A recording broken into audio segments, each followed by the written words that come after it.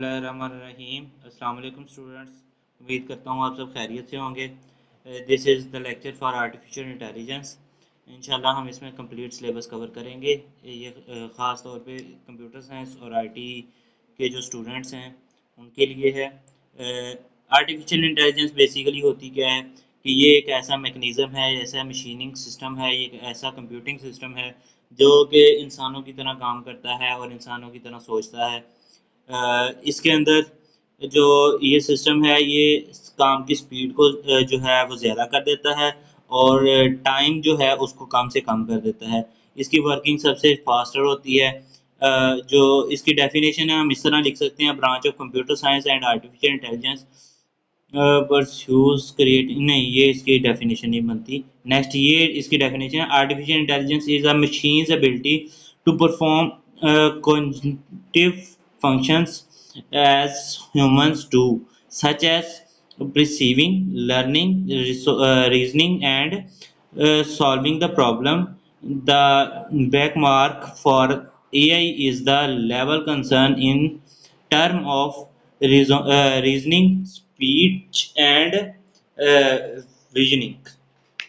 अच्छा जी, इसमें बेसिकली यही चीज़ है कि इंसानों की तरह काम करता है, इंसानों की तरह सोचता है, इंसानों की तरह वर्क करता है, लेकिन ये बिल्कुल इंसान नहीं होता। ये एक मशीन है, तो इंसान की तरह काम करेगा, इंसान की तरह सोचेगा, उतना जितना कि इंसान उसको देगा, इंसान की दी हुई इनपुट्स के हिसाब से ये वर्क कर सकता है। जॉन मैकले जो है उसने इसकी जो है जिसको इसका फादर भी कहा जाता है आर्टिफिशियल इंटेलिजेंस का, वो कहता है जी आर्टिफिशियल इंटेलिजेंस क्या है?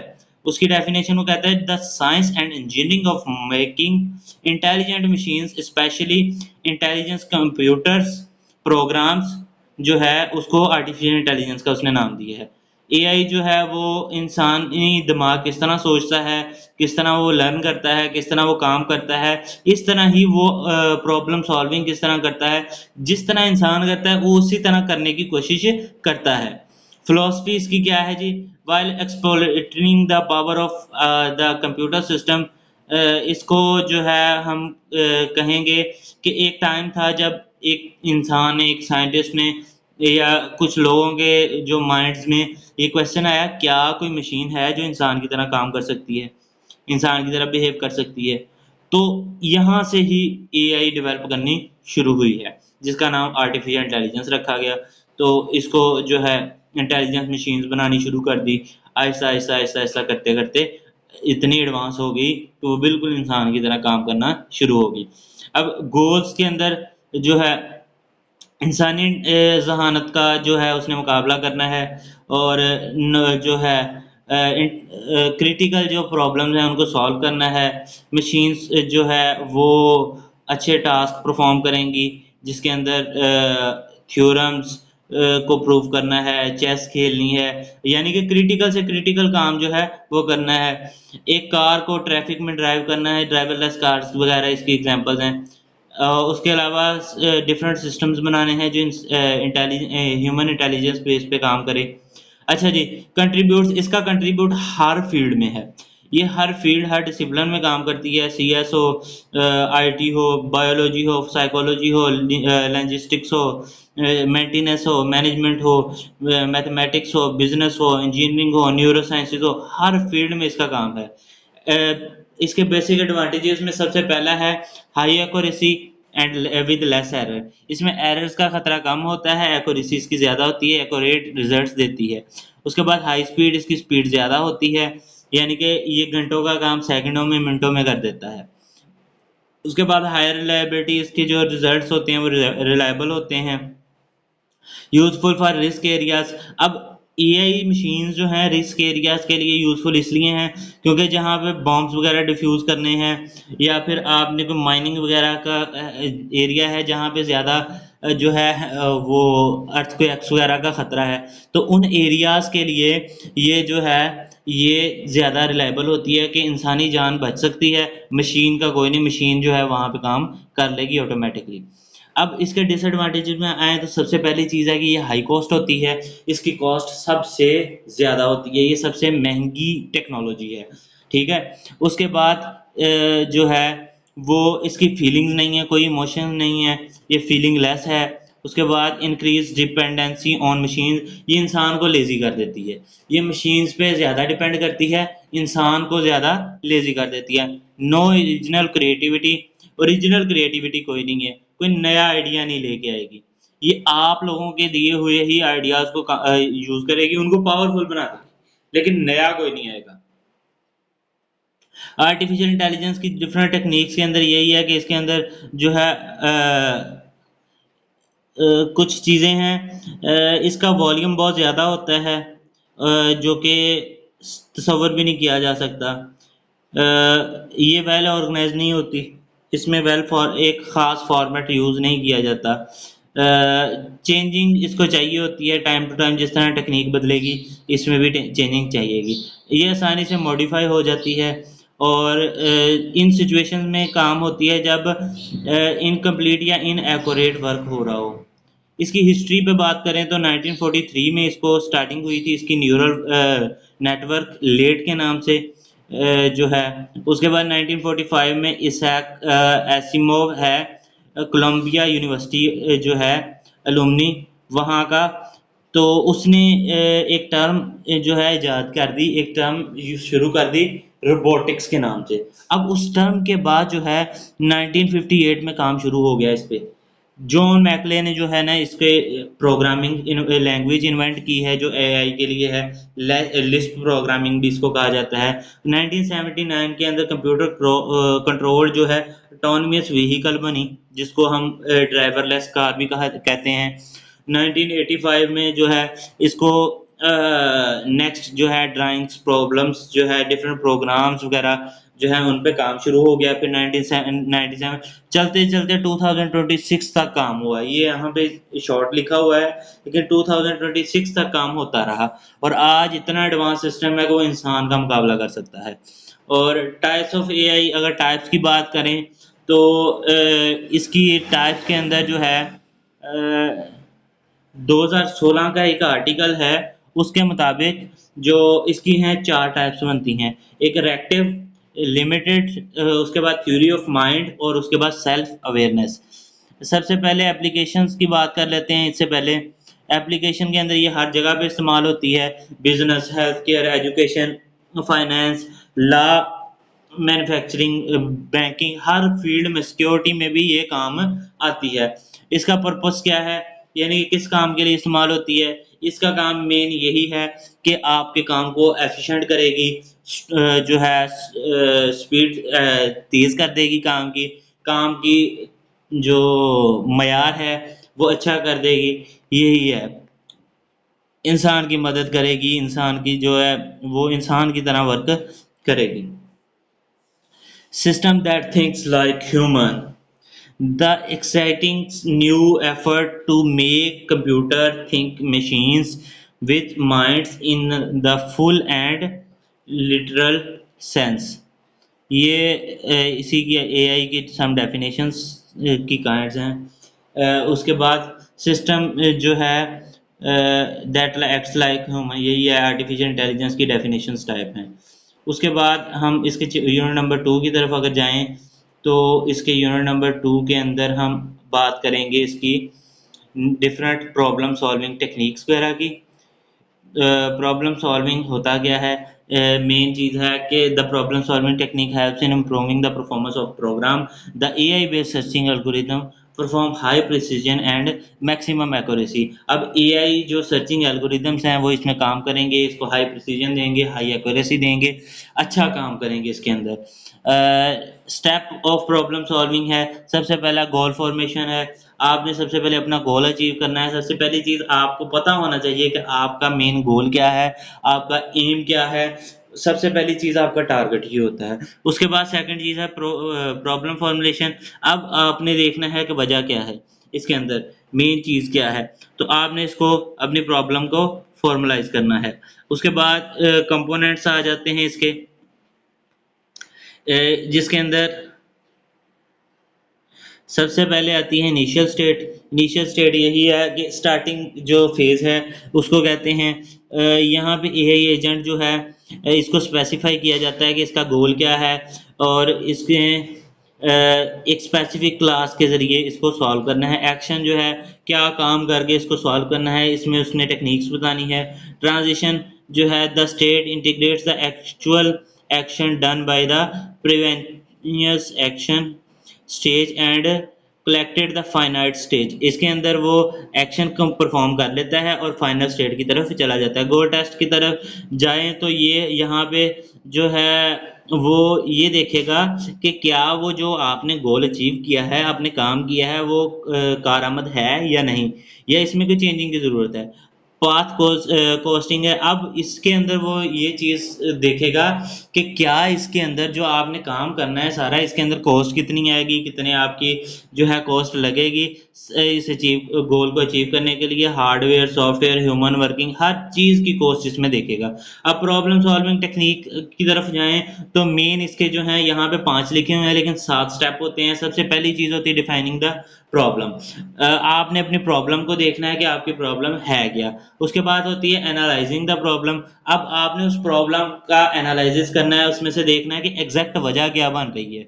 उसके बाद आइडेंटिफाइंग ऑफ पॉसिबल सॉल्यूशंस। इससे पहले एक चीज़ आती होती है फाइंडिंग द रियल केस, कि असल वजह जो है वो आपने ढूंढ लेनी है, उसका सॉल्यूशन ढूंढ लेना है। यहाँ पे identifying the of possible solution, यहाँ पे पॉसिबल सॉल्यूशंस निकाल लेने हैं। चूजिंग द ऑप्टिमल सॉल्यूशन, अब इसमें से आपने सबसे बेस्ट सॉल्यूशन निकालना है, उसके बाद उसको इम्प्लीमेंट कर देना है। इम्प्लीमेंटेशन के बाद जो है इसका वेरिफिकेशन टेस्ट होता है, उसके बाद इसको वेरीफाई किया जाता है क्या ये ठीक है या गलत है। अगर ठीक हो जाता है देन इसको काम में लाया जाता है, फाइनलाइज किया जाता है। अब इसके अंदर ट्रैवल सेलमैन प्रॉब्लम एक कंसेप्ट आ जाता है। ये इंपॉर्टेंट लॉन्ग क्वेश्चन है। ट्रैवल सेल्समैन प्रॉब्लम क्या कहता है जी? ये एक सेल्समैन और उसके पास डिफरेंट सिटीज़ हैं, उससे कॉन्सेप्ट लिया गया है। फॉर एग्जांपल एक बंदा है, एक सेलमैन है, उसके पास 3 सिटीज़ हैं। अब उसने तीनों सिटीज़ को विजिट करना है और उसने ये हिसाब लगाना है कि सबसे जो है शॉर्टेस्ट पाथ कौन सा होगा, तो वो ट्रैवल सेल्समैन देखता है। फॉर एग्जांपल एक सेल्समैन निकलता है, वो एक जगह से जाता है दूसरी सिटी में, फिर तीसरी में, फिर चौथी में। अब इसके 2 तरीके हैं, या ग्रीडी अप्रोच लेगा या ब्रूट फोर्स अप्रोच लेगा। ग्रीडी अप्रोच क्या कहती है? ग्रीडी अप्रोच ये देखती है कि सीधा सीधा रास्ता कौन सा है, वो ये नहीं देखता कॉस्ट कितनी है या कुछ भी। अब ये हम ग्रीडी पे ही बात करने लगे हैं। ये है जी ग्रीडी अप्रोच। ग्रीडी एल्गोरिथम कहता है जी वो सीधा सीधा एक बेस्ट सॉल्यूशन निकालता है, सीधा रास्ता ये अवेलेबल है, बस ठीक है जाने दे। इसके अंदर वो कुछ नहीं देखता कि कितनी कॉस्ट आएगी, कितना कोई कौन सा रिजल्ट बेस्ट होगा या कुछ भी। वो सीधा सीधा एक रास्ता ढूंढता है और उधर से निकल जाता है। लेकिन इसकी निस्बत ये देखें, ट्रैवल सेल्समैन सीधा 1 की तरफ वापस आया है तो इसके टोटल 55 रुपये लगे हैं। एक पैसों की एग्जांपल लगा लेते हैं, 55 रुपये लगे हैं टोटल कॉस्ट जो है। अब जो ब्रूट फोर्स है वो ये चीज़ देखता है, बड़ी बारीकी से देखता है। वो देखता है जी मेरा कौन सा पाथ शॉर्ट होगा, कहाँ से मेरी कम कॉस्ट लगेगी, मैं उस चीज़ को फॉलो करूंगा। अब वो क्या करेगा जी? ये देखें, ये सारे उसने वेज देख लिए हैं, कौन कौन सा रास्ता जा रहा है। अब यहाँ से वो एनालाइज करेगा जी मेरा 35 वाला जो है ना वो सबसे शॉर्टेस्ट पाथ है, तो वो इसको चूज करेगा। ये देखें, या इस तरह वो लगा लेगा। दोनों तरीकों से लिखा जा सकता है। ये डिफरेंट एग्जांपल्स हैं इसकी, ये लाजमी सॉल्व कीजिएगा। इसके बाद एक चीज़ आती है, यहाँ पे एक टर्म आती है हमारे पास, 8 puzzle problem. The 8 puzzle problem is a puzzle invented and popularized by Novice Palmer Chapman. इसने 1870s के अंदर जो है ना इसको इन्वेंट किया था। ये एक 3x3 का ग्रिड होता है 8 स्क्वायर्स के साथ, जो कि लेबल्ड होता है 1 से लेके 8 तक, और एक ब्लैंक इसके अंदर स्क्वायर रखा जाता है। ठीक है, और the goal is to arrange the blocks so that they are in order. अब इनको अरेंज करना होता है जो कि इन ऑर्डर हो। ये एक गेम भी होती है, सुडोकू शायद उसका नेम है, तो ये उस गेम का भी कॉन्सेप्ट इसके अंदर लिया जाता है। मेथड्स इसके 2 हैं, विद ह्यूरिस्टिक अप्रोच या without heuristic approach. Without heuristic approach अगर कहें तो इनिशियल स्टेट ये है, आपका गोल ये राइट साइड पे यहाँ पे उसने मैं जूम कर देता हूँ, ये आपका गोल है। और यहाँ पे आपकी इनिशियल स्टेट है। अब वो क्या करेगा? अब वो इनिशियल स्टेट को आगे लेके जाएगा जी, राइट साइड 1 2 3 4 6 7 5 8। बाद में वो 1 को डाउन कर अप करता है इसको, सॉरी, पहले वो इसको यहाँ से राइट लेके गया है, उसके बाद इसको अप करके देखा है उसने, उसके बाद इसको डाउन करके देखा है उसने। इसमें से we will continue with the puzzle that we generate after right move. अब इसको हमने बार बार मूव करके इसी तरह देखना है जब तक कि हमारे पास एग्जैक्ट आंसर ना आ जाए। विद ह्यूरिस्टिक जो है वहां पे वो क्या करता है जी, इनिशियल स्टेट वो आपकी ये है इधर लेफ्ट साइड वाली, और गोल आपका राइट साइड वाला है। उसके अंदर अब क्या करेगा, वो इसको मूव करेगा जी R4 से, यानी कि अब करेगा तो R4। इसके अंदर उसने एक ख़ास स्ट्रैटेजी को यूज़ किया है, नीचे उसके स्टेप होंगे, देन वो उससे सॉल्व कर देता है। उसके बाद प्रॉब्लम सॉल्विंग जो है वो सर्च के ज़रिए प्रॉब्लम सॉल्विंग किस तरह होनी है। सबसे पहली चीज़ है सर्च, जिसके अंदर स्पेसिफिक वे फाइंड करना है एरे के अंदर। वेरिएंट्स है, solve a problem by multiple ways, एक प्रॉब्लम को मल्टीपल तरीकों से सॉल्व करना है। स्टार्ट स्पेस है, starting space all possible states where you can be move. Starting state है, स्टार्टिंग स्टेट सबसे पहली स्टेट होती है जहां से सेटिंग स्टार्ट होती है। गोल टेस्ट है, ये फंक्शनल टेस्ट होता है जिससे इसको पता चलता है। सॉल्यूशन जो है यहाँ पे सीक्वेंस आपका इन एक्शन आ जाएगा। लेक्चर नंबर 3 की तरफ चलते हैं। वहाँ पे अगर चैप्टर नंबर 3 की बात करें तो चैप्टर नंबर 3 के अंदर टाइप्स ऑफ सर्चिंग एल्गोरिदम है। अब सर्चिंग एल्गोरिदम दो टाइप्स के होते हैं, मैं यहाँ से कुछ आपको थोड़ा सा बता देता हूँ।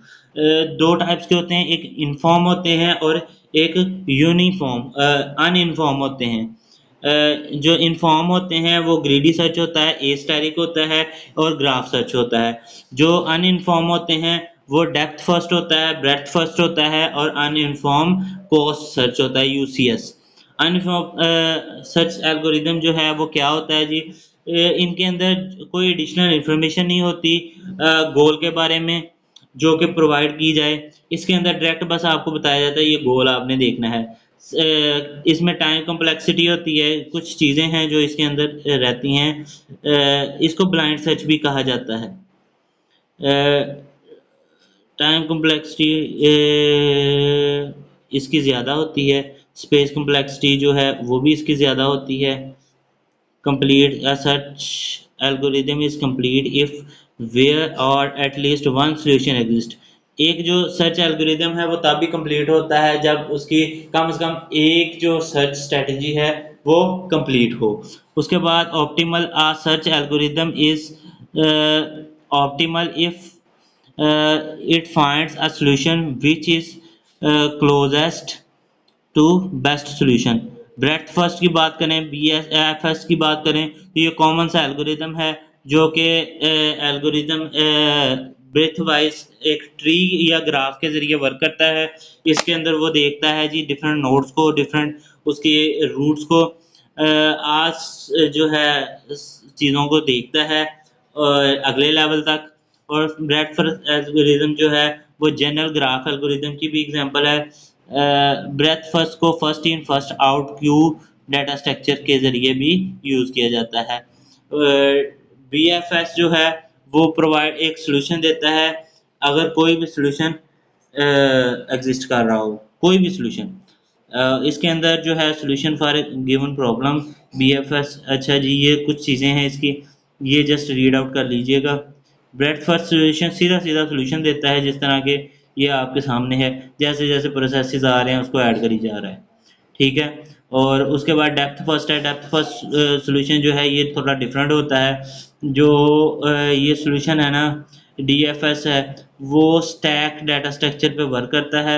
इसका मकसद होता है जी एल्गोरिदम को similar to breadth first, root node, फिर लीफ नोड और फिर राइट नोड।